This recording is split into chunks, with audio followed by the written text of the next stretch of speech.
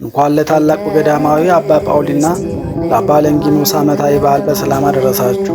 የካቲት 2 በዚች ቀን ከኪልያቅ እስከ ሶርያ ከሶርያ እስከ ግብፅ ድረስ በተጋድሎ የተጓዙ በ5ኛው መቶ ክፍለ ዘመን አጋማሽ በግብፅ እስክንድርያ ውስጥ በሚገኘው የደብረ ዝጋግ ገዳም ውስጥ አበምኔቱን ያገለገሉ ሙታንን በማስነሳት ድንቅ ታምራትን በመስራት ሃይማኖታቸውን ይጠበቁ።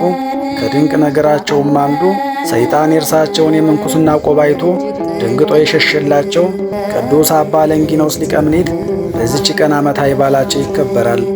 ዳግመኛም በዚች ቀን የባሕታውያኑ ሁሉ አባት አባ ጳውሊ ገዳማዊ፣ ቅዱስ ቶማስ ሐዋርያም ዓመታዊ በዓላቸው ይታሰባል።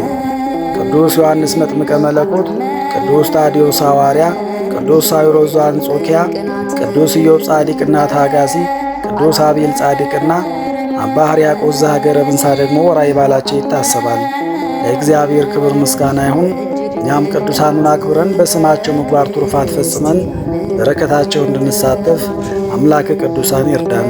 ውድ ቤተሰቦቼ የሌሎች ቅዱሳን ታሪኮችና የየቀኑ የስንክሳር ምንባብ ባዩ ላይ በተቀመጠው የዩቲዩብ አድራሻችን ማግኘት ትችላላችሁ።